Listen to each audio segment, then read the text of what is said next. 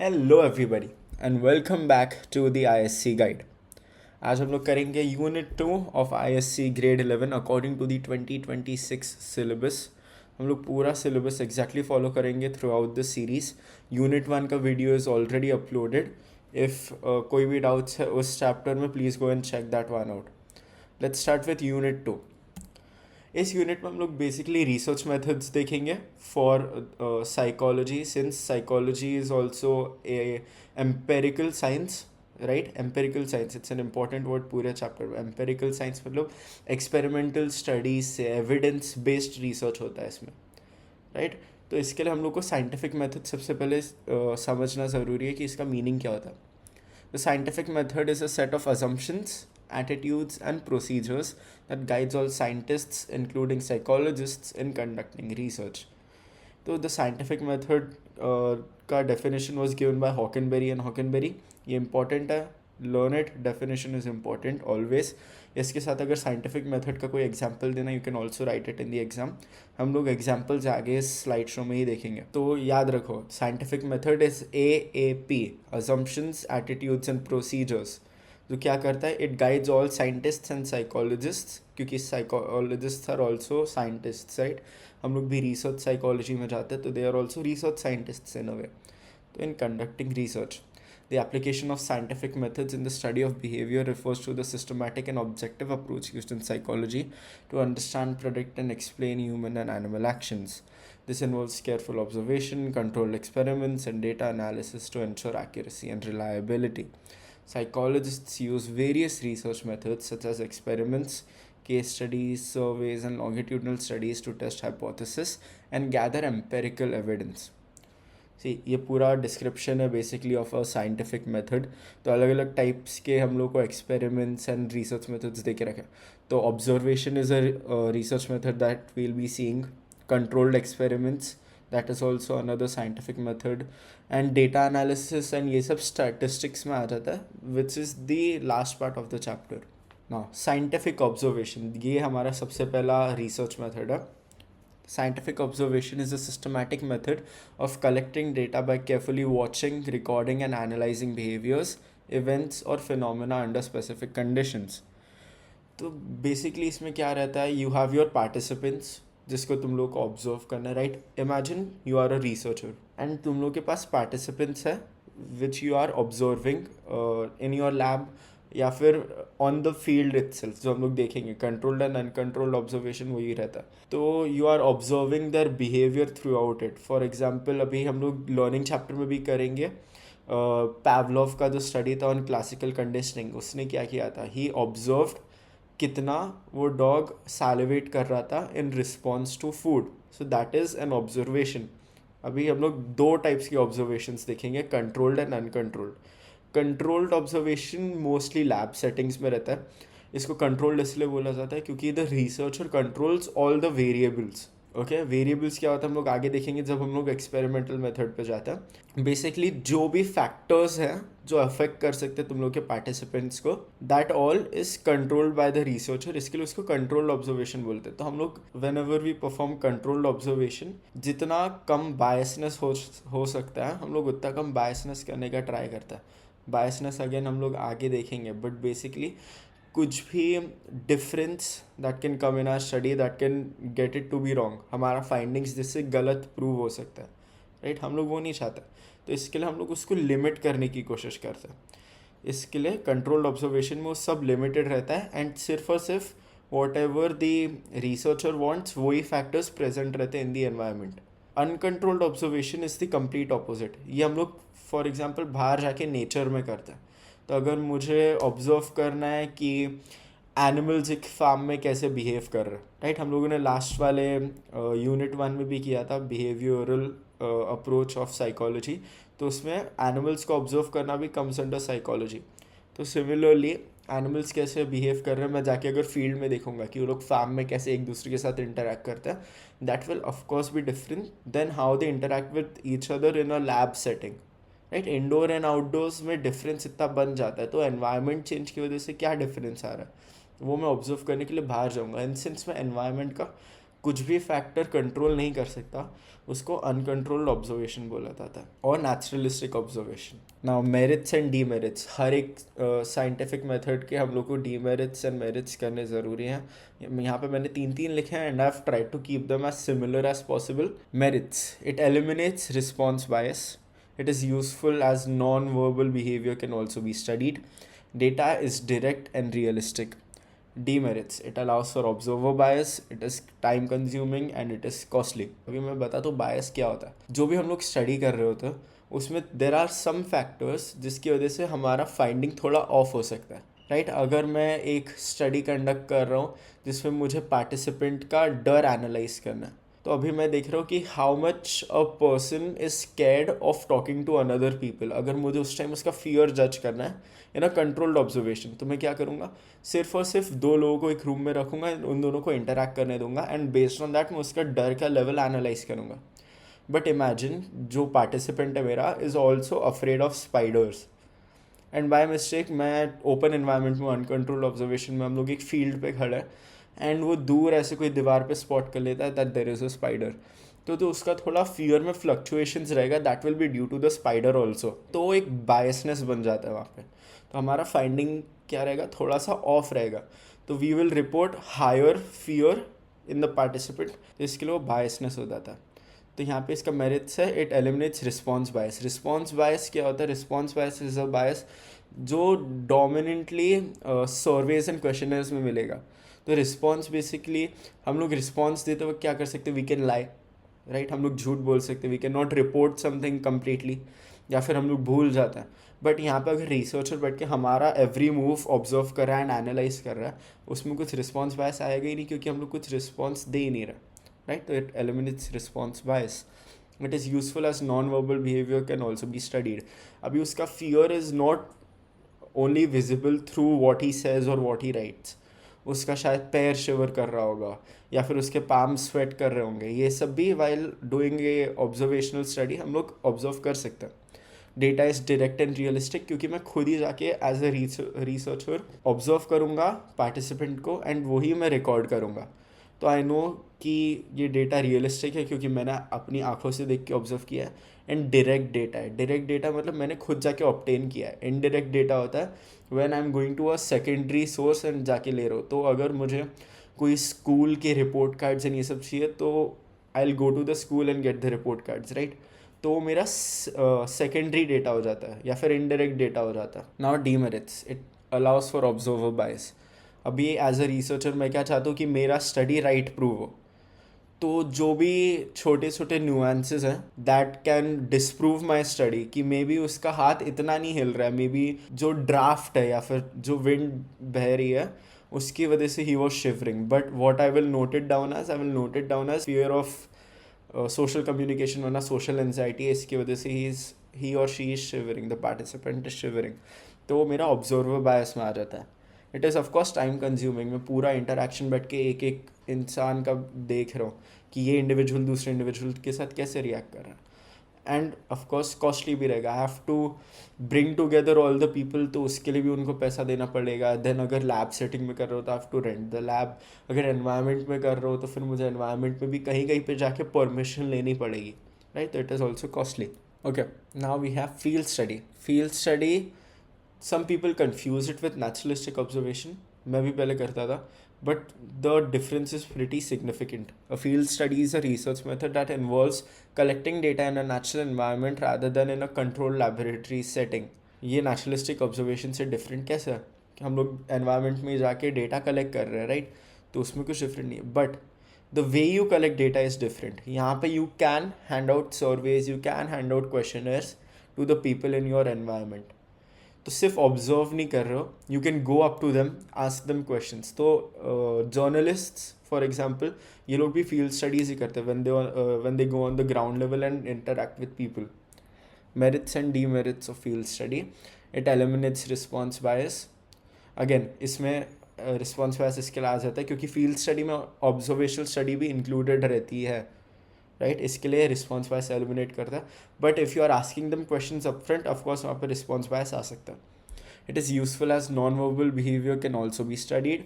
Again मैं observe कर सकता हूँ कि उनमें क्या क्या डिफरेंसेस आ रहा है while I am writing down the questions, या फिर वो लोग खेल कैसे रहे, as the example is your कि चिल्ड्रन एक दूसरे के साथ इंटरेक्ट कैसे कर रहा हो ना play ground. Data is direct and realistic. It allows for observer bias, time consuming, costly. अभी एक स्ट्रेंजर वहाँ पे कोने में खड़ा रहेगा, may be the children will be more secluded, या फिर वो खुद के साथ ज़्यादा खेल रहे होंगे rather than interacting with others, या फिर they will not go near the area where the stranger is standing, right. तो वहाँ पे भी ऑब्जर्वर बायस आ सकता है. Longitudinal study. Longitudinal study is a research method in which the same group of individuals are studied over an extended period of time. Example, study how early childhood education influences career choices.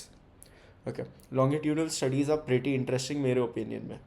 इसमें you have to remember two very important points. इसमें एक ही group of individuals रहता है and it is studied over an extended period of time. तो 1 साल, 2 साल, 3 साल, 4 साल, मे बी 10 years, 20 years जितना स्टडी रहता है. इसमें हम लोग बेसिकली क्या कर रहे हैं, एज टाइम प्रोग्रेसेस वो जो हमारा ग्रुप है, right, the group of participants, उसमें क्या क्या चेंजेस आ रहे हैं, या फिर द ग्रुप ऑफ पार्टिसिपेंट्स को हम लोग साइंटिफिकली सैम्पल बुलाते हैं. Sample is basically your group of individuals that you are studying.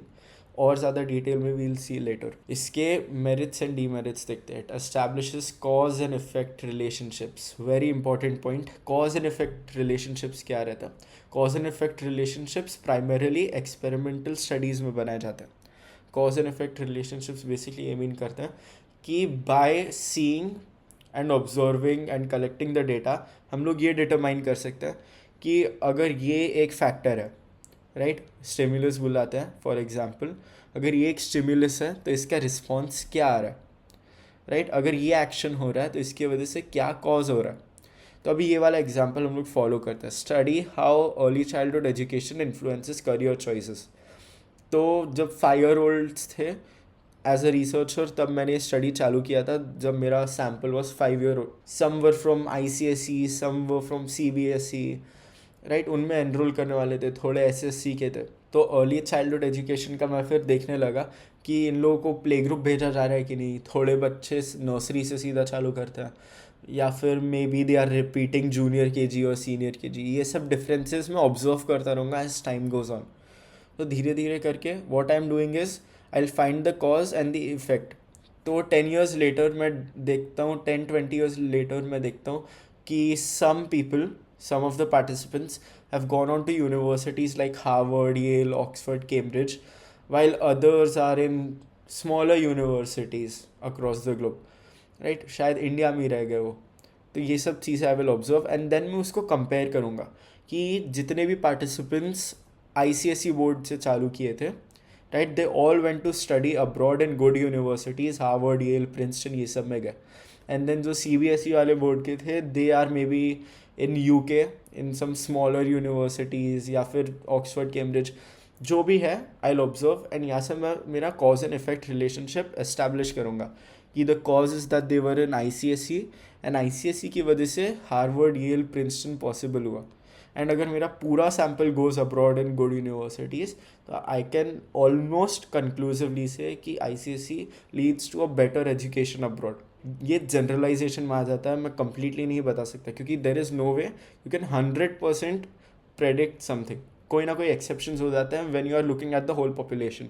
But सिर्फ और सिर्फ मेरे सैम्पल में देखेंगे तो आई नो कि 100% जितने भी ICSE के बच्चे थे they have all gone to UK और US. It tracks data over time, तो ज़्यादा डेटा मिलेगा फॉर एनालिसिस, तो और ज़्यादा एक्यूरेट हो जाती है study. It minimalizes individual differences. सब 5 साल के थे when I got them, right, as a sample. तब उनमें बेसिकली कुछ डिफरेंस नहीं था फॉर मी. एजुकेशन का जो भी था आई ऑब्जर्व, सब 5 year-olds थे, सब एजुकेशन के लिए जा रहे थे. जो भी डिफरेंसेस थे वो मैं खुद नोट करके रखे हैं. तो जो भी आफ्टर टाइम कि ये लोग कौन कौन से सोशल ग्रुप्स में आ रहे हैं, ये सब वो मिनिमाइज हो जाता है क्योंकि I am basically looking at one thing which is education. Right now demerits. It allows for researcher bias. Researcher bias again very prominent in this. If I want to prove कि ICSE के सारे बच्चे go to US, Harvard, Yale, अगर मुझे ये establish करना है as cause and effect, तो the one person who was maybe failing all his classes मैं उसको ऐसे फ्रेम कर सकता हूँ कि उसके पर्सनल लाइफ में थोड़े प्रॉब्लम्स थे which had affected, right, but I may ignore दूसरे पार्टिसिपेंट्स जिनके पास ये सेम प्रॉब्लम था, मे बी फ्रॉम CBSE या फिर ICSE बोर्ड इटसेल्फ, कि कुछ पर्सनल प्रॉब्लम्स थे, yet they manage to go to Harvard, Yale and Princeton. ये सब मैं इग्नोर कर सकता हूँ and I can hide some details which is completely wrong, non ethical होता है, but researchers do this. It is time consuming. अभी 20 साल का स्टडी है, I am waiting for 20 years, वो एक ही इंडिविजुअल ग्रुप का मैं ट्रैक रख रहा हूँ, तो it is of course time consuming and it is costly also. अभी वो लोग UK चले गए, US चले गए, कोई सिंगापुर चला गया, and I have to call them back in order to study if my study demands that, right. सब लोग अलग अलग जगह पे चले गए, मे बी इंडिया में ही डिस्पर्स हो गए। 20 ईयर्स में कुछ भी हो सकता है, राइट। तो if I need them back in one place, तो मोस्ट ऑफ द टाइम मुझे ही उनके प्लेन टिकट्स, ट्रेन टिकट्स का पैसा देना पड़ेगा। Next we have almost an opposite of the longitudinal study, which is the cross-sectional study. A cross-sectional study is a research method where data is collected at a single point in time from different groups of people. Note करो difference, इसमें extended period of time है, while इसमें single point in time है। इसमें extended period of time है, इसमें single point in time है। तो मैं एक ही साथ जितने भी मेरे ग्रुप्स हैं, again second difference, different groups of people, and ये सेम ग्रुप ऑफ इंडिविजुअल्स को देखता है। तो जितने भी मेरे डिफरेंट ग्रुप्स ऑफ इंडिविजुअल्स हैं, मैं उनको सब एक साथ ऑब्जर्व करूँगा या फिर उनसे डेटा लूँगा, and that will be my cross sectional study. मैं उनको 20 साल तक ऑब्जर्व नहीं करने वाला। Example, impact of social media on mental health by serving teenagers and middle-aged individuals. अभी भी the projects that you will be doing in 11th and 12th जो research related रहेंगे, वो most of the time cross sectional studies ही रहने वाले हैं, longitudinal studies नहीं मिलेंगे। इसमें ये वाला example, if we are looking into it more deeply, what I will do is I'll maybe make up a questionnaire and मैं दोनों ग्रुप्स को दूंगा। तो मेरे दो ग्रुप्स क्या है यहाँ पे, teenagers and middle aged individuals. तो ये मेरे डिफरेंट ग्रुप्स ऑफ पीपल हो गए। जबकि यहाँ पे क्या था, सिर्फ 5 year-olds, that is one group of people. यहाँ पे 2 groups ऑफ पीपल है, serving teenagers and middle aged individuals. And यहाँ पे मैं सिंगल पॉइंट इन टाइम उनको एक ही बार में क्वेश्चन दूंगा, एंड देन उनके मैं आंसर्स लेके एनालाइज करूँगा कि उन पर क्या इम्पैक्ट पड़ा है बाय सोशल मीडिया। इसमें मुझे लॉन्गिट्यूडनल स्टडी करने की ज़रूरत नहीं, मुझे सिर्फ how social media has affected them negatively और पॉजिटिवली ये देखना है। Merits, less expensive, less time consuming, and allows for comparison between different groups. Of course less expensive होगा, एक ही बार में मैं क्वेश्चनर हैंड आउट करके ख़त्म कर रहा हूँ। टाइम कंज्यूमिंग भी अगेन कम होगा, 20 साल नहीं स्पेंड करना पड़ रहा मुझे। It allows for comparison, again 2 groups है तो आई कैन कंपेयर कि टीनेजर्स में ज़्यादा इम्पैक्ट पड़ा है या फिर मिडल एज इंडिविजुअल्स में ज़्यादा इम्पैक्ट पड़ा है, एंड कैसा टाइप का इम्पैक्ट पड़ा है, क्यों इम्पैक्ट पड़ा है, is it because of peer pressure या फिर वर्क इन्फ्लुएंस, क्या हो सकता है, वो सब I can also observe. Demerits, cannot establish cause and effect relationships. It can be subjected to sampling bias. It does not track changes over time. Sampling bias क्या होता है? एक sampling bias is basically जो हमारे sample है, right? The groups of people that we have taken, हम लोग को नहीं पता whether they are representative of the whole population or not. तो maybe वहाँ पे सैम्पलिंग बायस आ सकता है। जो मेरे टीनेजर्स हैं, शायद मैंने सिर्फ और सिर्फ मुंबई के लिए, या फिर जो मिडिल एज इंडिविजुअल्स थे सिर्फ और सिर्फ दिल्ली के लिए, तो वो मे बी दिल्ली के पॉपुलेशन को रिप्रेजेंट कर सकते हैं, but the whole of India जहाँ पे मे बी इंटरनेट है ही नहीं, राइट, उन लोगों को सोशल मीडिया कम इम्पैक्ट करेगा। तो जहाँ पे इंटरनेट नहीं है, ये उन लोगों को रिप्रेजेंट कम कर पाएंगे, तो इसके लिए sampling bias. But most studies में सैम्पलिंग बायस प्रोमिनेंट रहता है, तो this is a very common point. Does not track changes over time, हम लोग को नहीं पता कि ये सोशल मीडिया का इम्पैक्ट चेंज कैसे होने वाला है। मे बी अभी नेगेटिव है on teenagers, but as they grow up उसके पॉजिटिव साइड्स दिखने लगते हैं, क्योंकि they are more comfortable with others, या फिर उन लोगों को नेटवर्किंग स्किल्स ज़्यादा आती हैं। तो ये सब चेंजेस हम लोग ऑब्जर्व नहीं कर सकते। वी विल जस्ट एस्टैब्लिश कि teenagers are negatively affected and middle-aged individuals are positively affected. For example, अगर ये हम लोग का स्टडी का फाइंडिंग निकला। Next we have case history method. The case history method is a detailed, in-depth study of an individual, group or event over time. Example, when being admitted into an hospital.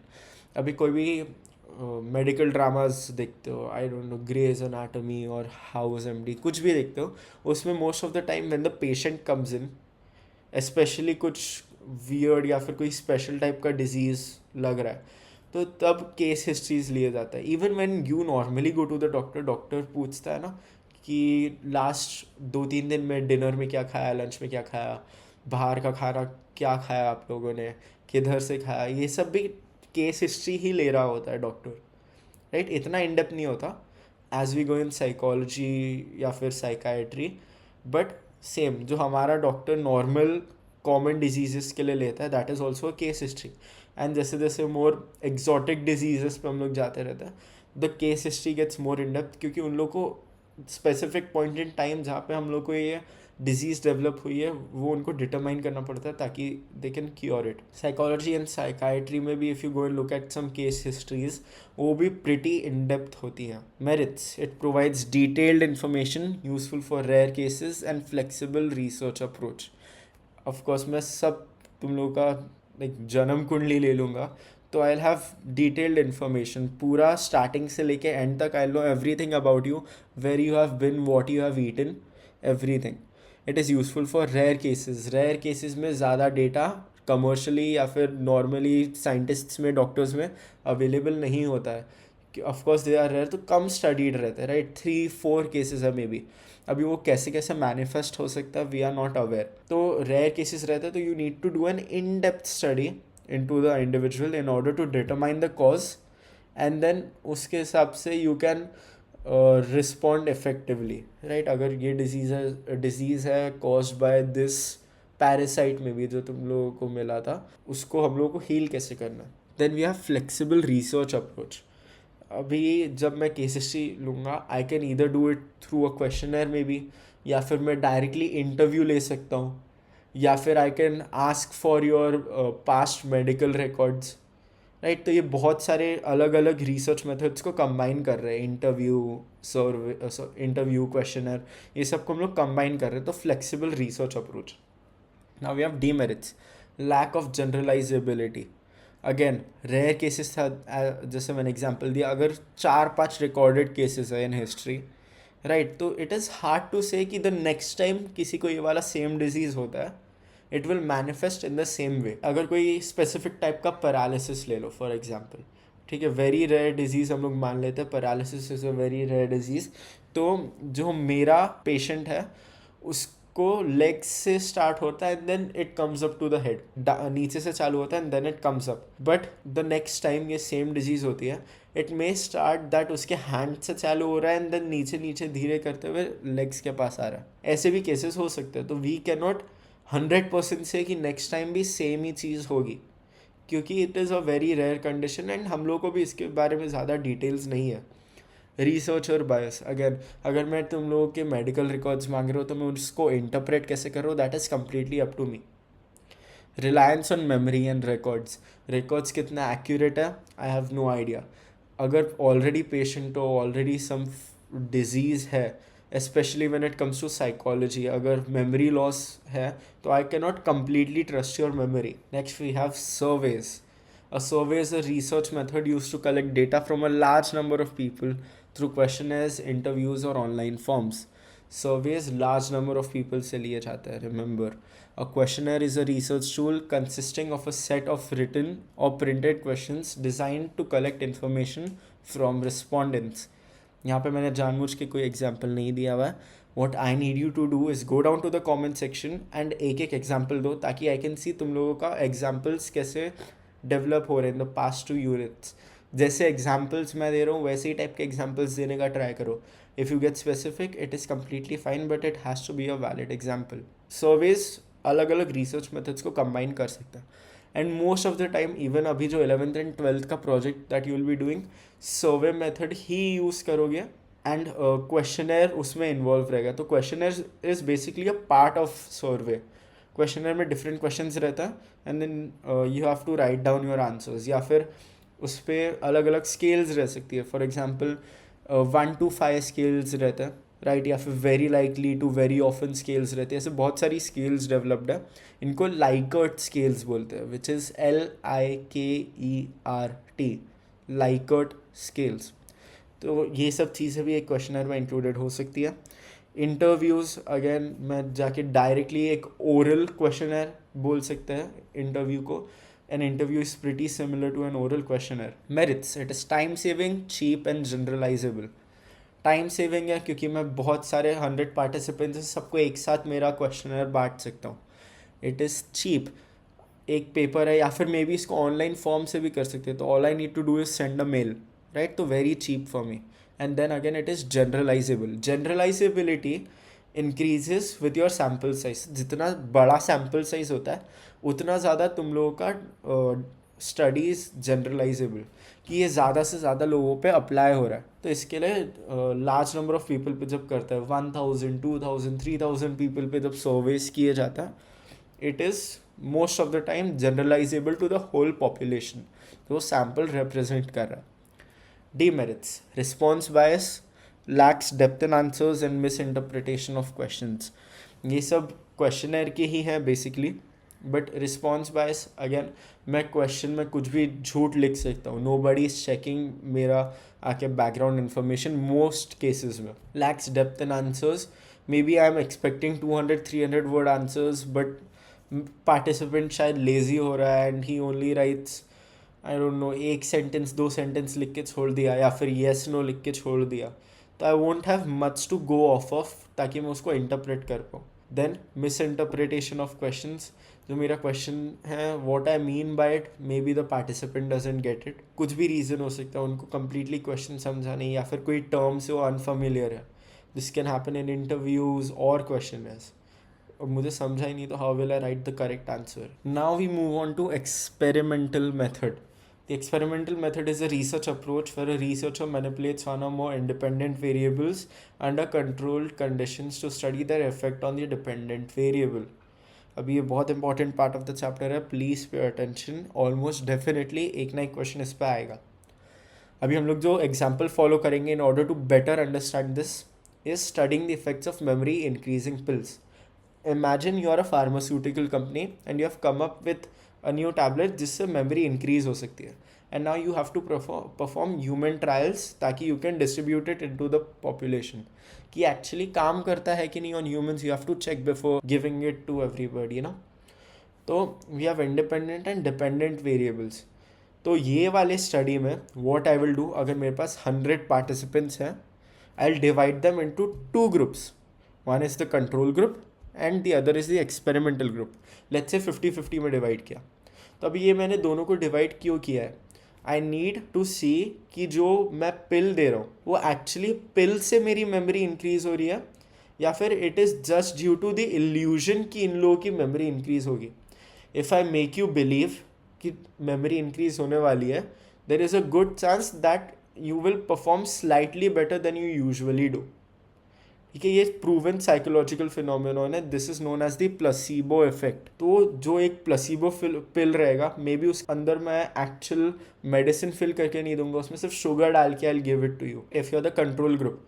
तो जो placebo pill है I will give it to the control group, and जो actual memory increasing pills है I will give it to the experimental group. तो अब क्या होगा, जो कंप्लीट मेमोरी इंक्रीज हुआ है, whenever I conduct my memory retention test, तो वो टेस्ट में जो भी रिजल्ट आएगा and the difference that I will observe between the control group and experimental group, that will be 100% owed to only one and one thing which will be my memory increasing pills. जो उससे psychological effect पड़ा है, the placebo effect, वो मैंने completely eliminate कर दिया है by dividing my sample into control and experimental groups. Even if the control group thinks कि उनको correct वाला pill मिला है and they do perform better, let's say उनको 10 items याद रखने थे on the list, but instead of that वो 11 याद रखता है, and मेरा experimental group instead of the normal 10 वो 15-16 याद रखता है. स्टिल तो मेरा मेमोरी इंक्रीजिंग पिल की वजह से they have retain more 5 to 6 items जितना उनको करना चाहिए था under the illusion of a placebo pill also. तो वहाँ पे मेरा एस्टैब्लिश हो जाता है कि मेरा memory increasing pill works. Simple, I hope समझे. Very important concept and very fascinating too in my opinion. Now we have of course merits and demerits. Establishes cause and effect. Experimental सोचते हो, सीधा cause and effect सोचो. यहाँ पे मेरा cause and effect क्या था, my cause is the memory increasing pills, effect is कि मेरा मेमोरी रिटेंशन बढ़ा. Greater control over variables. अभी एज अ रिसर्चर मैं खुद डिवाइड कर रहा हूँ पीपल इनटू 2 ग्रुप्स एंड उनको कौन सा टाइप का वेरिएबल दे रहा हूँ, इधर प्लेसिबो पिल दे रहा हूँ या फिर एक्चुअल पिल दे रहा हूँ। अभी वेरिएबल्स देखते हैं हम लोग। Independent and dependent variables exactly होते क्या है? इंडिपेंडेंट एंड डिपेंडेंट वेरिएबल्स इस केस में if you go and see, your independent variable would be your pill. जो मैं पिल तुम लोग को दे रहा हूँ that is the independent variable, वो और किसी चीज से इफेक्ट नहीं हो रहा क्योंकि, but what it is affecting is your memory, तो that is your dependent variable. तो the dependent variable is always changed by the introduction या फिर by the change in independent variable. Okay अगर मैं ज़्यादा पिल्स दूंगा तो मे बी ज़्यादा रिटेंशन हो रहा है ऑफ मेमोरी, कम पिल्स दूंगा तो मे बी कम मेमोरी रिटेंशन हो रहा है। तो इट इज़ डायरेक्टली अफेक्टिंग, तो independent variable always directly effect the dependent variable. And एक एक्सपेरिमेंटल मेथड में that is what you are studying, quantitative and objective. यहाँ पे मैंने जैसे एग्जांपल दिया था 11 एंड 15 का, राइट? 11 एंड 15 तो मेरा 4, 5, 6 ऑब्जेक्ट्स का ज़्यादा रिटेंशन बढ़ रहा है, तो आई कैन कंक्लूसिवली से कि 5-6 ऑब्जेक्ट ज़्यादा रिमेंबर कर पा रहे हो, तो that is quantitative and objective. Now we have demerits. Artificial setting, very important. ये डेफिनेशन में देखो, कंट्रोल्ड कंडीशंस। मैं कंट्रोल करो कि किसको प्लेसिबो पिल मिल रहा है, किसको रियल पिल मिल रहा है, right? That is completely under my control. किस क्वांटिटी में मिल रहा है, इंडिपेंडेंट वेरिएबल, जिससे मेरा डिपेंडेंट वेरिएबल भी ऑफकोर्स अफेक्ट होगा। तो ये चारों चीज़ें, control group, experimental group, dependent, independent variable, सब completely is under the control of me the researcher, right? तो आर्टिफिशियल सेटिंग है एंड इसमें रिसर्चर बायस भी आ जाता है क्योंकि I am controlling it myself. तो आर्टिफिशियल सेटिंग भी है, तो वो एक्चुअल नेचुरल सेटिंग्स में, फॉर एग्जाम्पल अगर स्कूल में ये मेमोरी पिल ले रहे हो, वहाँ पे फोकस तुम लोगों का कम होगा क्योंकि बहुत सारे डिस्ट्रैक्शंस हो सकते हैं ना, स्कूल या फिर मे बी एट होम। तो maybe instead of 15-16 objects जो मेरे स्टडी में हुआ था, यू विल ओनली रिटेन 13 और 14। स्टिल 11 से ज़्यादा है, बट दैट इज स्टिल थोड़ा कम देन वॉट यू एक्सपेक्ट। तो artificial setting and researcher bias and ethical concerns, यहाँ पे you are lying to the control group ना, कि प्लेसिबो पिल मिल रहा है, you are only giving them a sugar tablet, but उन लोगों को क्या लग रहा है that this is a memory increasing pill. And ये अलग अलग वेज में if you go and see, this can also be traumatic to the control group. If I am giving मेरा पूरा sample a pill that may और may not kill them, for example, okay, अगर मैं ऐसा वाला पिल दे रहा हूँ इन ऑर्डर टू स्टडी कि लोग कितने ज़्यादा डर जाते हैं under these conditions, even though कोई भी पिल में कुछ नहीं है, of course I can not kill my participants, still if they believe कि they are going to die, तो उसमें बहुत ट्रॉमा हो सकता है, राइट? बहुत ज़्यादा स्ट्रेस इंड्यूस हो सकता है, तो इसके लिए इसमें एथिकल कंसर्न्स आ जाता है। Now steps of experimental method, very important again. सबसे पहले फॉर्मुलेशन ऑफ प्रॉब्लम, हम लोग ये पूरा एक एग्जाम्पल के साथ देखेंगे। जो एग्जाम्पल है हम लोग वो लेने वाले हैं, why is the youth in my neighbourhood unemployed. You are the researcher, ठीक है? अभी you have gone out and तुम ऑब्जर्व करते हो कि बहुत सारे अनएम्प्लॉयड लोग हैं in my neighbourhood, and you question why, कि मेरे नेबरहुड में इतने सारे लोग अनएम्प्लॉयड क्यों हैं। तो फर्स्ट ऑफ ऑल तुम्हारा प्रॉब्लम वो हो गया, why is the youth in my neighbourhood unemployed, that is your problem. We move on to the second step, you will observe जो भी अनएम्प्लॉयड पीपल है उनको ऑब्जर्व करोगे in order to find out different things about them, data gather करोगे। तो data gathering comes under observation, तो you will observe and collect data कि age क्या है, जेंडर क्या है, इन लोगों ने साइंस, आर्ट्स, कॉमर्स क्या लिया था, एंड ये लोग स्कूल में कितने पहले ड्रॉप आउट हो गए थे। ऑल ऑफ दीज थिंग्स तुम लोग चेक करोगे, कितना लेवल ऑफ एजुकेशन मिला था इन लोगों को, ये सब you will observe and you will collect the data. Third step, classification, you will classify them into groups की एज वाइज अगर देखने जाते हैं तो अंडर 30 ज़्यादा लोग एम्प्लॉयड है कि अनएम्प्लॉयड है, या फिर तुम डिग्री वाइज भी कर सकते हो कि साइंस वाले लोग ज़्यादा अनएम्प्लॉयड है, आर्ट्स वाले लोग ज़्यादा अनएम्प्लॉयड है, और कॉमर्स वाले, ये सब करके you will classify. And while classifying you will observe something. अभी मैं सब क्लासीफाई कर रहा था, बाय एज करके देख लिया, कुछ मुझे इतना इंटरेस्टिंग लगा नहीं, जेंडर करके देख लिया, मुझे प्रिटी सिमिलर लगा, फील्ड ऑफ स्टडी करके देख लिया, बट देन मैंने देखा कि ड्रॉप आउट की वजह से ज़्यादा है, तो the people who dropped out after 10th were extremely more unemployed. तो अगर 100 people have dropped out after 10 तो इनमें से 90 लोग अनएम्प्लॉयड है, rather than dropping out of 12, तो ज़्यादा लोग अनएम्प्लॉयड है। तो आई सी दैट एंड मैं सोचता हूँ कि मे बी इसकी वजह से अनएम्प्लॉयमेंट रेट है ज़्यादा। तो now what I will do is I will establish my hypothesis. Hypothesis is your prediction कि जो भी क्वेश्चन है उसका आंसर क्या हो सकता है. तो here my question is why is the youth in my neighbourhood unemployed. तो according to me right now, before proper collection of data and analysis of data, just by observing the people and by classifying, मैंने ये hypothesis की है कि unemployment is there due to the youth dropping out after 10th. जब वो 10th के बाद drop ले लेते हैं, उनको ढंग से जॉब्स नहीं मिलती है, इसके लिए they are unemployed. That is my hypothesis. The solution to my problem. ये बिल्कुल भी अभी तक प्रूफ नहीं है. This is not verified. अभी next steps involve verifying this. तो अभी what you will do, you will go to the local school and you will get the data कि 10th के बाद कौन कौन ड्रॉप आउट हुआ है. And then you will see कि ये लोग ड्रॉप आउट होने के बाद अभी अनएम्प्लॉयड है कि एम्प्लॉयड है. तो अगेन वो 90 and 10 वाले एग्जाम्पल पे आ जाता है कि सिर्फ 10 people are employed out of the 100 people that have dropped out. तो व्हेन यू सी दिस, तो तुम्हारा हाइपोथेसिस वेरीफाई हो जाता है कि it is due to this. And then you will compare it with other sources also कि science commerce art से कुछ फ़र्क पड़ रहा है क्या. नहीं, डिफरेंट टाइप्स ऑफ हाइपोथेसिस भी आते हैं which is out of the syllabus. But एक नॉर्मल स्टडी, एक्चुअल स्टडी करने जाओगे, देयर हाइपोथेसिस होता है. Primary hypothesis, secondary hypothesis, null hypothesis, अलग अलग टाइप्स के हाइपोथेसिस भी आते हैं. And you have to disprove all of them, क्योंकि बहुत सारे सॉल्यूशंस हो सकते हैं to the same problem.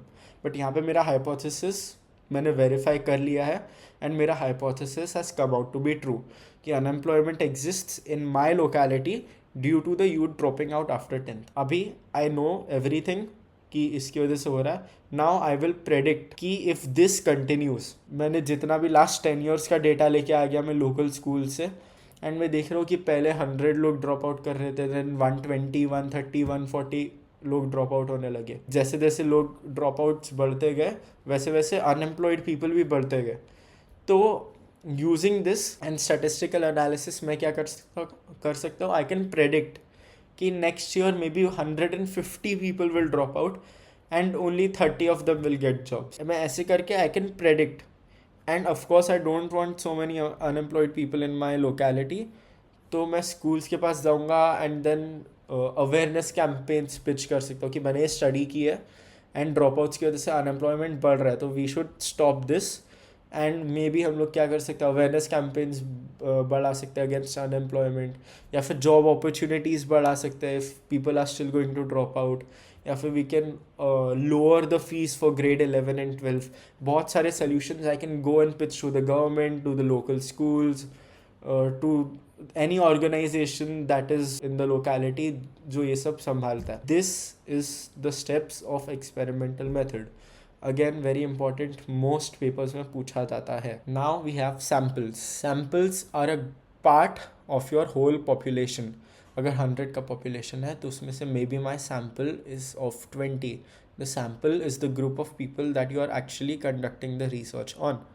Right. तो अभी पॉपुलेशन देखते हैं. पॉपुलेशन क्या रहता है इन रिसर्च? और population refers to the entire group of individuals और items that a study aims to investigate. तो अगर मैं स्टडी कर रहा हूँ कि ड्यूरिंग फाइनल्स वीक स्टूडेंट्स को कितना स्ट्रेस होता है, दैट इज़ माई स्टडी.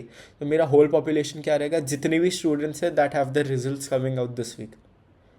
ठीक है, सिंपल डायरेक्ट, कुछ इसमें ज़्यादा एक्सप्लेनेशन नहीं चाहिए. जो भी मैं ऑब्जर्व करना चाह रहा हूँ, जिन भी लोगों पे ये स्टडी जनरलाइज होके जाएगी, दैट इज़ माई पॉपुलेशन. अभी the method by which I choose my sample is very very important, and the best way to choose my sample is random sampling. Random sampling is the method where every individual in the population has an equal chance of being selected. अभी जितने भी students during results week पूरे world का अगर मुझे generalize करना, वरना थोड़ा और specific होकर पूरे इंडिया का देखना मुझे कि इंडिया में स्टूडेंट्स को कितना स्ट्रेस रहता है. अभी मैं सारे स्टूडेंट्स ऑफ इंडिया के पास नहीं जा सकता. Right, that is completely absurd. So instead of that, what I'll do, I'll take a smaller chunk of the whole population which will be my sample. Maybe instead of the 1 lakh students मैं 100 या फिर 1000 students पे ये research कर रहा हूँ. For the sake of understanding हम लोग 100 students ले लेते हैं. तो what I'll do is, मेरे पास जितने भी accessible हैं, अभी मुझे पूरे इंडिया को represent करने के लिए let's say 100 people लेने हैं, तो what I'll do, 100 पीपल को सिलेक्ट करने के लिए मैं जाके लोगों के पास बोल नहीं सकता कि come do my study. That is not how this works. Instead मैं रैंडम सैम्पलिंग करूँगा ताकि इक्वल चांस हो of all the students in India being selected. India is a very big country, मुझे पता है, तो ऐसे रैंडमली सिलेक्ट करना is not possible. But still अगर पूरे इंडिया में से मुझे स्टूडेंट सिलेक्ट करना है तो मैं रैंडम सैम्पलिंग से करूँगा. रैंडम सैम्पलिंग कैसे करते हैं? कंप्यूटर में आई विल जस्ट फीड कि मेरे पास ये 10,000 स्टूडेंट्स हैं, इनमें से सिलेक्ट 100. एंड अदर मेथड्स भी रहते हैं. इन दी ओल्डन टाइम्स क्या करा जाता था, before computers use to do this, you can do the ballot method. थोड़े रिसर्चेस में वो भी मैंने पढ़ा है कि लोग बैलेट मेथड से सिलेक्ट करते हैं रैंडम सैम्पलिंग के लिए. बट ये सब are very gimmicky in my opinion. And ये सब छोटे छोटे फेयर्स एंड ये सब में होते थे.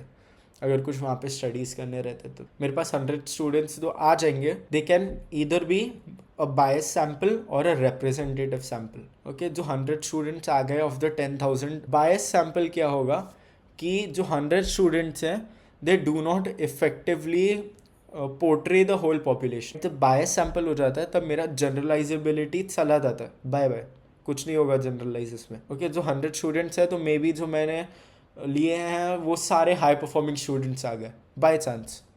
ओके, सब 90% के अबव स्कोरर्स है तो उन पे थोड़ा कम स्ट्रेस रहता है, लेट्स अज्यूम. तो मेरा स्टडी बायस हो जाएगा. तो but what I will generalize कि स्टूडेंट्स पे इतना स्ट्रेस नहीं रहता क्योंकि सिर्फ हाई परफॉर्मर्स लिए मैंने. बट अगर मैं लो परफॉर्मर्स आ जाते, सिर्फ all 100 would be low performers, सिर्फ 40-50% स्कोर कर रहे हैं, फेल हो रहे हैं, तो उन लोगों पे ऑफकोर्स ज़्यादा स्ट्रेस रहता है.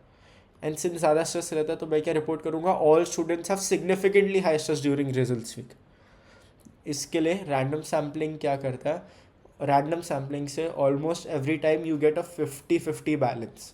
इसके लिए रैंडम रहता है क्योंकि इक्वल चांस है.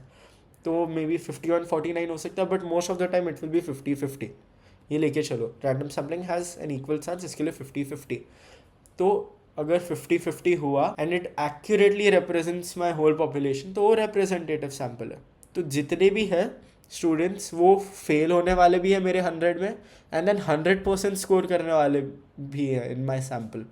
तो एक्यूरेटली रिप्रेजेंट करेगा क्योंकि I have students across the whole spectrum of marks. जबकि बायस सैम्पल में मेरा सिर्फ 90-100 वरना सब फेल होने वाले बच्चे, जिसकी वजह से मेरा जनरलाइजेबिलिटी गिर जाता है. बट रिप्रेजेंटेटिव सैम्पल मीन्स कि ये 100% जनरलाइजेबल है. Now we have psychological tests. These are test design by psychologists to assess behaviour and help people take important decisions by getting to know them better. इसमें अलग अलग type के test रह सकते हैं. Let's take an example of your normal school का test. SAT ले लो. Okay, SAT is the US का entrance exam का test. That also comes under a type of test which is called the aptitude test. SAT का full form is Scholastic Aptitude Test. Right? तो aptitude tests are also included under psychological tests. तो उसके एक example के part में आ जाता. तो अभी psychological tests in this case we are looking at the SAT. तो उनमें different characteristics होता है in order for them to be considered as a proper psychological test. वरना अलग अलग biases आ जाता है. Let's look at the characteristics now. Standardized test. There is uniformity and administration. When will I say that a test is standardized? अगर मुझे SAT का देखना है तो जितने भी बच्चे दे रहे हैं ये exam, everybody will have the same time limit. Everybody gives it on the same app. Right? So there is uniformity in the way it is administrated to the people. जितने भी लोग दे रहे हैं सब लोगों को एक ही वे में ये प्रेजेंट किया जाता है. तो दैट इज स्टैंडर्डाइज टेस्ट. ना it is also objective. Scoring is predetermined to eliminate bias. तो ये मन के हिसाब से मार्किंग नहीं होती. Right, if you look at the SAT, अगर ये करेक्ट है तो इसके अकॉर्डिंगली इतने मार्क्स पहले से प्री डिसाइडेड है. जैसे हमारे ग्रामर पेपर में इफ यू गो, उसमें the essay writing that you do, the examiner determines की whether this is a good essay और bad essay. But if you look at the prepositions पहले से ही determined रहते हैं. इनके अलावा और कोई राइट आंसर नहीं रह सकता. तो if you have written the right answer you will get half mark, no questions asked. That is objectivity. Now we have reliability. They're consistent and stable. Retaking in short time period does not change results. सुबह के time मैंने SAT दिया and I got a 1500 and then मैं शाम को दे रहा हूँ and I got a 800. बहुत कम हो गया, बहुत बड़ा डिफरेंस हो गया. That means it is not reliable. But ऐसा नहीं होना चाहिए. In order for a psychological test to be reliable, there should be consistency each and every time it is administered to the participant or the exam giver. Next we have validity. Tests are valid if they measure what they are supposed to measure. SAT है तो SAT क्या कर रहा है, मेरा aptitude measure कर रहा है. अगर वो aptitude के अलावा मे बी मेरे drawing skills check कर रहा होता, that is not valid. अगर grammar exam में मेरे से math questions पूछे जा रहे हैं, that is not valid. तो इसके लिए validity में आ जाता है. Then we have test norms. ये बहुत important part रहता है, but this is a little bit less intuitional. तो when you think about it, ये एकदम से दिमाग में नहीं आता, but these are of course important. तो जब मेरे SAT के रिजल्ट्स वापस आए and I say that I got a 1500 out of 1600, how do I know कि अच्छा है? But since we have test norms, तो अभी SAT के जब रिजल्ट्स आते हैं वी गेट द डेटा कि 1500 is may be the top 97 percentile, या फिर 800 आया तो बॉटम 20 परसेंटाइल है. ये सब टेस्ट नॉर्म्स रहते हैं ताकि हम लोग कंपेयर कर सके where we stand. Now we have psychological tests के थोड़े examples. IQ tests, personality and aptitude. IQ tests are tests which measure a person's intellectual abilities, problem solving skills and reasoning capacity. Example would be the Wechsler Intelligence Scale for children, or WISC in short. IQ tests क्या करते हैं? They measure your intelligence quotient, which is basically a quantitized score for your intellectual ability. Next we have personality tests. What they do is assess an individual's character traits, emotions, behavioral patterns to understand the personality. जो भी personality के जितने भी parts रहते हैं, your character traits, emotions, behavior patterns, ये सबको assess करते हैं, interpret करते हैं, and then according to the different type of theory that you are following for personality, उसके हिसाब से you get your answer. Big 5 personality test जो 12th में आएगा, again they have 5 main types of personalities and उसके हिसाब से तुम लोगों को scoring मिलती है. And again MBTI personality test which has 16 types and उसमें you get classified based on your score results. ये MBTI is not in your syllabus but Big 5 is in your grade 12 syllabus. Aptitude tests. They measure a person's potential or ability in specific skills such as problem solving, logical reasoning or career suitability. So if I'm giving, for example, a Olympiad, right? Olympiads are considered to be aptitude tests. So अगर मैं science Olympiad दे रहा हूँ and I get a national medal for it, so that means कि मैं science में अच्छा हूँ and I can probably pursue a career in science itself. तो aptitude tests वैसे भी help करते हैं. career tests and career guidance counselors के पास जाओगे तो वो भी aptitude tests देते हैं, interest tests देते हैं in order to determine which field would be the best for you. Now uses medical diagnosis. IQ test को medical diagnosis में यूज़ किया जाता है. If your IQ is below 50, अलग अलग mental disability के stages रहते हैं that we did in unit 1. Very important, go and check it out if you haven't seen it yet या फिर remember नहीं करते हो. Important chapter है, please keep revising it. Then career and academic guidance, as I said, aptitude tests use कर सकते हैं, interest tests use कर सकते हैं. Even these personality theories वो खुद भी थोड़े करियर्स कोट करते हैं कि for example on the big 5 अगर मोर हायर ऑन ओपननेस तो ये वाला career is more suitable to you. या फिर MBTI और एन INFJ और एन INFP अगर वो पर्सनालिटी के हो तो ये career will be the best suited for you. And then employment and recruitment. Big 5 is also very widely used for employment and recruitment. And even if you see SAT, right, SAT is an entrance exam, तो वो भी फिर you get enrolled into the schools तो उसके लिए भी use किया जाता है. Now we have ethical concerns. Ethical concerns are a very important topic, not only for your exams but for understanding as a psychologist itself. अगर आगे जाके कोई भी स्टडी करोगे तो this is very important. Please keep this in mind. Participants must join the study willingly without coercion or pressure. तुम लोग participants को फोर्स नहीं कर सकते in order to join a study. That is completely wrong. It is unethical. Example, a researcher can not force students to take part in a stress study. Participation must be optional. Okay. Informed consent. Participants must be fully informed about the study's purpose, procedures, risks, and the right to withdraw at any time. Example, before conducting an experiment on sleep deprivation, participants must sign a consent form stating that they understand the potential risks.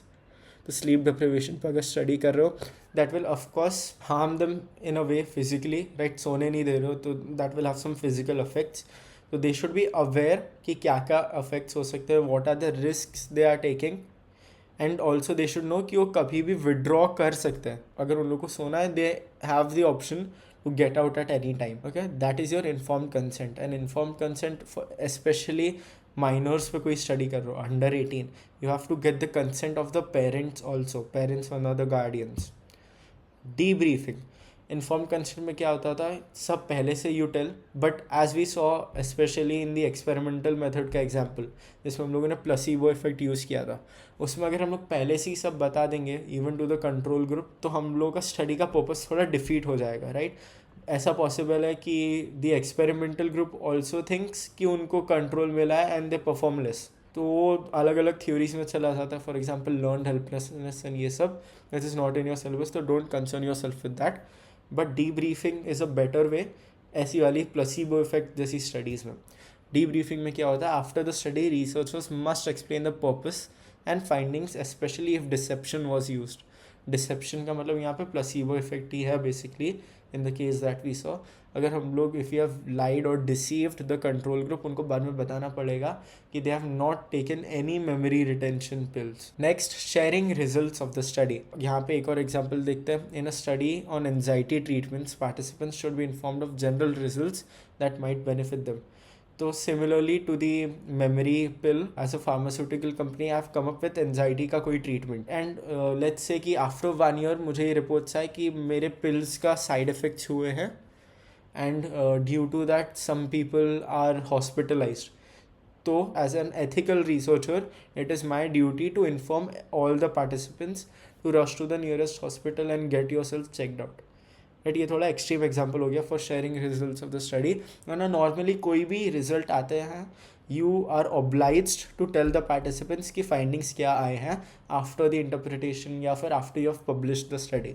Now let's look at confidentiality of data. Confidentiality of data is not only an ethical concern, but if not addressed properly, अगर confidential नहीं रहता data, तो the participants specially in cases of questioners surveys, they may lie. If you tell them कि all your answers will be published maybe on the internet या फिर in a psychological journal along with your name and your details, they may lie, right? And जो vulnerable data है which would be essential in your study, वो शायद reveal ना करे वो.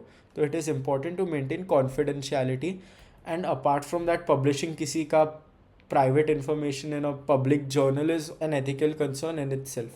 Now we move on to the final part, which is statistics. Why is statistics used in psychology? सबसे पहले let's see the definition of statistics. Statistics is a branch of mathematics responsible for collecting, organizing, analyzing and presenting data. COAP याद रखो, collecting, organizing, analyzing and presenting data. तो अभी statistics हम लोग at all psychology में use क्यों करते हैं? It is a branch of mathematics. Psychology तो आर्ट्स बोला जाता है, इसमें मैथ्स कैसे आ गया? साइकोलॉजी में भी मैथ्स बहुत इंपॉर्टेंट रहता है, specially statistics. After all psychology में you are studying people, and when you go and study people या फिर डेमोग्राफी में statistics is very very important. कोई भी इन्फेरेंसेस निकालने, कोई भी प्रेडिक्शंस निकालने, in order to predict effectively you need to quantize your data, and when you quantize your data and derive a numerical value, तब statistics automatically आ जाता है. Understood? Mean, median, mode almost हर study में निकालना रहेगा. Then you'll remove different coefficients if you're doing a correlational study. P value आ जाता है. These are all different things जो syllabus में अभी नहीं है. Describing and summarizing data. Statistics help organize and present large amounts of data in a clear format using graphs, tables and averages. When you are going to publish your study in a journal, even if there is a person who is reading the journal for the first time, उसको कुछ idea ही नहीं है कि studies क्या होती है, journals क्या होता है, even if they have just picked it up and opened your study, they should at least be able to read the numerical data. Clear होना चाहिए, वेग नहीं होना चाहिए. तो इसके लिए डिस्क्राइबिंग एंड समराइजिंग डेटा के लिए इंपॉर्टेंट रहता है. Example, a researcher studying exam stress might use the mean stress score of students to summarize overall anxiety levels. तो अगर हम लोग स्ट्रेस वाला ले लेते हैं अगेन स्टूडेंट्स का, high performing and low performing का, तो उन लोगों का स्ट्रेस को मैं ग्राफिकली विजुअलाइज कर सकता हूँ एक बार ग्राफ में, कि हाई परफॉर्मिंग स्टूडेंट्स को सिर्फ 5 पॉइंट स्ट्रेस था, लेट्स से, राइट. उन लोगों का जो मीन आया सिर्फ 5 था, वही लो परफॉर्मिंग स्टूडेंट्स का 9 था. तो when I show it graphically वो ज़्यादा इम्पैक्टफुल भी होता है. Next, we have comparing individuals or groups. It allows psychologists to compare different groups to see if a difference exists. Right, दो ग्रुप्स का अगर मैं कर लेता हूँ, again high performing and low performing students ले लेते हैं, those are two groups, and उन लोगों को कंपेयर एंड कॉन्ट्रास्ट करने देता है. अगर मैं सिर्फ स्टूडेंट्स साथ में डाल दूंगा, राइट, 5 एंड 15 के साथ, तो मेरा मीन 10 आ जाएगा एंड मैं ज़्यादा उसमें कुछ कर नहीं सकता, प्रेडिक्शंस एंड वो सब मैं कुछ उसको इंटरप्रेट नहीं कर सकता. But if you divide the students into two groups, such as हम लोगों ने high performing and low performing students में जैसे किया था, 5 एंड 15 जब वो हो रहा है, वी कैन से कि the 5 is may be due to high marks and less pressure from parents and teachers, while low performing students have the opposite. उन लोगों को ज़्यादा प्रेशर रहता है to perform better in the next exam, and they are scared of failing and telling their parents and disappointing everybody who believed in them. ये सब हम लोग बोल सकते हैं in our interpretation. Investigating relationships between variables. Correlation and regression analysis help determine how two or more variables are related. Example, a researcher might find a positive correlation between sleep hours and memory performance, meaning better sleep improves memory. तो मैंने जब research किया तब मैंने देखा that as my sleep hours increase, मेरा memory performance भी increase हुआ, राइट. तो that means there is a positive correlation and a direct relation between these two, कि जैसे जैसे स्लीप आवर्स बढ़ता है तो an increase in sleep hours means an increase in memory performance. तो ये कोरिलेशन मेथड से हम लोग को पता चलता है whether it is positive negative. And then इसके हिसाब से हम लोग हाई, लो एंड मीडियम भी देख सकते हैं, but that all is not in the syllabus. Now, predicting future outcomes. Statistical models help predict behaviors based on existing data. So, example, if research shows that high stress leads to poor academic performance, psychologists can predict that students with extreme stress may struggle in exams. तो अगर पहले से मैंने ये study कर लिया कि जब हाई स्ट्रेस रहता है तो मेरा एकेडमिक्स में मार्क्स कम आएंगे, if that is already established cause and effect relationship, तो मैं और भी ज़्यादा यूजिंग स्टैटिस्टिक्स में ये प्रेडिक्ट कर सकता हूँ कि जैसे जैसे स्ट्रेस बढ़ता जाएगा, in a similar manner my academics में marks will go down. Your if you can identify एक नेगेटिव कोरिलेशन बिल्ड हो रहा है, right, but that is not the point here. यहाँ पे सिर्फ प्रेडिक्टिंग फ्यूचर आउटकम्स पे है, which also comes under statistics. Now we look at branches of statistics. Two main branches are descriptive and inferential. Descriptive is basically used for summarizing. It is used to organize, summarize, and describe collected data in a meaningful way. Includes measures of central tendency, which are mean, median, and mode, and measures of dispersion, which are range and standard deviation. Example, if a psychologist studies exam stress in students, they might calculate the average stress score and show the distribution of scores using a graph. तो descriptive statistics क्या है, मेरे पास सब main scores आ गए and then मैं उनको graph में represent कर रहा हूँ, वो डेटा को समराइज कर रहा हूँ, right. And in order to summarise, मेरे पास अगर 100 पार्टिसिपेंट्स है, मैं 100 पार्टिसिपेंट्स एक एक करके उसका इन्फेरेंसेस निकाल लेता हूँ, तो that won't be meaningful and that won't be generalisable, क्योंकि मैं सिर्फ एक ही पार्टिसिपेंट का देख रहा हूँ. But in order to make it generalizable and in order to make the sample actually represent the whole population, तो मैं सैम्पल को पूरा एक साथ स्टडी करूँगा. And in order to study the sample पूरा एक साथ, I have to take out the means of all the scores. And mean क्या है, mean is a central tendency, mean is the average. Basically सारे scores का average लूँगा मैं, and जो एवरेज आएगा उसके बेसिस पे I will either disprove or prove my hypothesis, वरना जो भी मेरा एम ऑफ द स्टडी है. तो on the basis of the mean मैं ये सब कर सकता हूँ, and I can use other measures of central tendency और डिविएशन ऑल्सो, और dispersion also. Next we have inferential statistics. This is basically for determining significance. Helps psychologists determine if differences between groups are real or happened just by chance. Uses tests like t-tests and ANOVA to analyze differences. Example, a study compares stress levels in students who meditate versus who don't. If statistics shows a significant difference, the researcher concludes that meditation likely reduces stress, rather than the difference occurring by chance. तो ये study में basically हो क्या रहा है, after I have gotten all my results, मैं देख सकता हूँ कि जो सैम्पल है मेरा of the people who meditate, उन लोगों में स्ट्रेस कम है than the people who don't. मेरे पास ये है, तो अभी मैं डायरेक्टली उसको जनरलाइज नहीं कर सकता. मेरा सैम्पल बायस्ड है या रिप्रेजेंटेटिव है, that is also an important part in generalising the study. तो अगर मेरा सैम्पल रिप्रेजेंटेटिव है कि नहीं, वो डिटरमाइन करने के लिए we use this inferential statistics, जिसमें अलग अलग चीज़ें आ जाती है. For example the P value, right. P value basically जितना कम होता है उतना ज़्यादा चांसेस कम होता है that everything happened by chance. P value again is not in your syllabus, इतना समझने की ज़रूरत नहीं है. That was just an example. But for determining significance कि ये दोनों ग्रुप्स का जो डिफरेंस आया है वो स्टैटिस्टिकली सिग्निफिकेंट है कि नहीं, उसके लिए we use inferential statistics, p values, t tests and ANOVA. ये सब डिफरेंट मेथड्स होते हैं. Now what are the measures of central tendency? Measures of central tendency descriptive statistics का पार्ट है. एंड इसमें बेसिकली हम लोग ये 3-4 चीज़ें देखेंगे. Frequency distribution series. A frequency distribution series organizes raw data into a structured format showing how often each score appears. तो अभी लेट्स से मैंने 5 पार्टिसिपेंट्स लिए. ओके, 5 पार्टिसिपेंट्स थे मेरे इन एनी टेस्ट एंड उनका ये स्कोर्स आया 50, 100, 100, 100 एंड 150. अभी इसके बेसिस पे मैं पाँचों को 5 अलग अलग करके इफ आई स्टडी, तो that won't be generalisable and वो पूरे पॉपुलेशन को रिप्रेजेंट नहीं करेगा. तो let's look at the mean as the first measure of central tendency. ये क्या कर रहा है, ऑल द 5 वैल्यूज़ को साथ में लेके आ रहा है. Right, this is the average of all the scores. तो अगर मेरा डेटा इज जस्ट 50, 100 एंड 150, तो 50, 100 एंड 150 का एवरेज क्या आता है, 100. एवरेज कैसे निकालते हैं, 50 + 100 + 150 which comes out to be 300. Right, 300 आ गया. 300 एंड ये टोटल कितने, 3 है. सिंस 3 है तो 300 divided by 3 which is the formula. Again याद रखने की ज़रूरत नहीं है.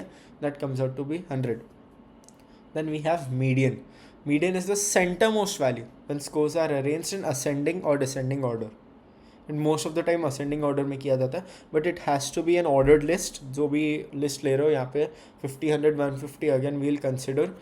तो सिंस ये असेंडिंग ऑर्डर में अरेंज है, जो सेंटर मोस्ट वैल्यू है that is your median which is 100. Mode, the value that occurs most often. Example 50, 100, 100, 100, 150. Therefore mode is 100 क्योंकि 100 क्या 3 बार occur हुआ in this whole list. Since it occurs the most time, 100 is your mode. ये 3 central tendency के measures होते हैं. Very simple, very clean. MCQs में पूछ सकते हैं determine कैसे करना है. Mean के लिए add up all of them and divide them by n. n is the number of data. Median is the centre most value. अगर इवन दे के रखा है, इवन नंबर है, लेट्स से सिर्फ 50, 100, 100, 150 होता, then what you will do, since 4 है इसका कुछ मिडिल वैल्यू तो है नहीं, तो जो मिडिल मोस्ट 2 वैल्यूज़ है उन दोनों का एवरेज निकालना है. राइट, तो 100 + 100 divided by 2 which will be 200/2 which is 100 again. तो that is your median. I hope it's understood. Next we move on to measures of dispersion. इसमें 3 होता है, range, variance and standard deviation. Range, it is the difference between the highest and lowest values. यहाँ पे एक और frequency distribution series देख रखिए 10, 20 and 40. तो range क्या हो जाएगा, highest value minus lowest value. Highest value is 40, lowest value is 10, तो range आ गया 30. Simple. Next we have variance.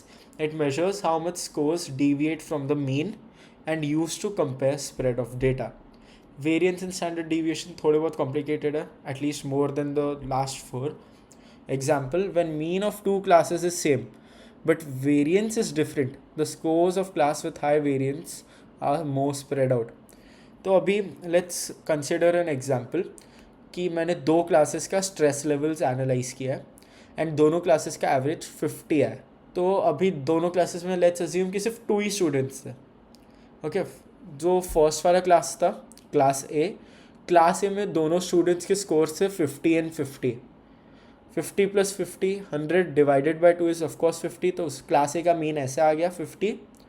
But if you look at class B, class B में ले लेता है, the first student scored 1 and the second student scored 99. Again 1 + 99/2 which is 100/2, again 50 आ गया. But mean क्या कर रहा है, now the mean is a bit deceptive. इस केस में दोनों में 50 आया बट द स्कोर्स बहुत ज़्यादा रेंज हो रहे हैं. इसमें दोनों सेंटर मोस्ट वैल्यू आया 50-50 एंड यहाँ पे highest and lowest possible values लिया हम लोगों ने 1 and 99 का. तो now if you look at the variance of both the classes, तब उससे हमें पता चलेगा कि एक्चुअली स्प्रेड आउट डेटा कितना ही है. तो if you look at the variance of class A, उसमें variance will be extremely low क्योंकि 50-50 है दोनों स्टूडेंट्स के स्कोर्स, एंड 50-50 हुआ दैट मीन्स कि वेरियंस इज ऑफकोर्स लेस क्योंकि दोनों को सेम मार्क्स आए हैं. But if you look at the variance of class B, जिसमें 1 and 99 स्कोर किया था दोनों स्टूडेंट्स ने, the variance will be significantly higher क्योंकि हम लोगों ने दोनों एंड्स को ले लिया. Next we have standard deviation. It shows the average distance of each score from the mean. तो अगर हम लोग एक एग्जाम्पल देखते हैं, if mean of two classes is same but S D is different, higher S D is equal to more variance. Standard deviation is used most of the time along with variance. So if we look at the same example 50-50 in class A and 1 and 99 in class B, इसमें जब हम लोग S D analyse करने जाएंगे, of course S D different निकलेगा क्योंकि इसमें variance का डिफरेंस है, right, and S D depends on variance. As यहाँ पे we can see higher S D is equal to more variance, तो lower S D will equal to less variance. Now why both measures are actually important. दोनों measures का importance भी जानना ज़रूरी है कि कहाँ पे सेंट्रल टेंडेंसी यूज़ करना है एंड कहाँ पे मेजर्स ऑफ डिस्पर्जन यूज़ करना है. Central tendency provides a summary of the most typical score in a data set, helping psychologists understand the general trend of behavior or performance. अभी हम लोग को 50 मिल गया तो वी नो कि 50 का एवरेज स्कोर ये क्लास ए क्लास बी में दोनों है, तो वी कैन से कि पूरे स्कूल में 50 का एवरेज स्कोर निकलेगा. However, it does not show how much individual scores differ from the average. हम लोग को वेरिएंस का कुछ आइडिया ही नहीं है, तो वी डोंट नो कि सारे स्टूडेंट्स में है कि नहीं. अभी जो हम लोग का 50-50 का स्कोर है, हम लोग उसको जनरलाइज कैसे कर रहे हैं कि all 4 students in the school have an average score of 50.